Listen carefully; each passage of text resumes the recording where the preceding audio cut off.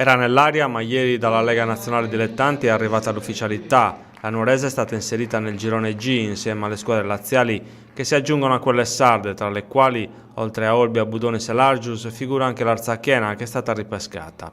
Un girone formato da 18 squadre che, oltre alle squadre isolane, comprende Astrea, Palestrina, Sora, Ostiamare, San Cesario, Isola Liri, Cinzia, Terracina, Fondi, Anzio Lavinio, Lupa Castelli Romani, Viterbese, Castrense e Aprilia. Il via al campionato è fissato per domenica 7 settembre, confermato il numero dei fuoriquota, che dovranno essere 4 da schierare sempre in campo e che dovranno essere uno del 1994, 2 del 95 e uno del 96. La Nuorese quindi torna a giocare nel Lazio dopo oltre 20 anni, infatti l'ultimo campionato disputato dai Verdi Azzurri in Serie D li aveva visti affrontare il raggruppamento lombardo. Nel 2005-2006 era finita nel migliore dei modi, con la Nuorese che aveva vinto il torneo aggiudicandosi la promozione in Serie C2.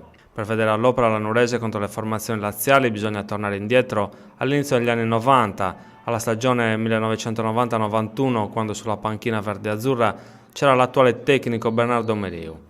Allora fu sesto posto, un risultato di tutto rispetto e che oggi, vista anche la riforma dei campionati decisa dalla federazione, con l'innalzamento del livello tecnico, sarebbe tutt'altro da buttar via. Prima dell'esordio in quarta serie però la Nuorese dovrà affrontare il turno preliminare di Coppa Italia che il 24 agosto la opporrà all'Arzachena, una prima presa di contatto con la nuova realtà per Cocco e compagni.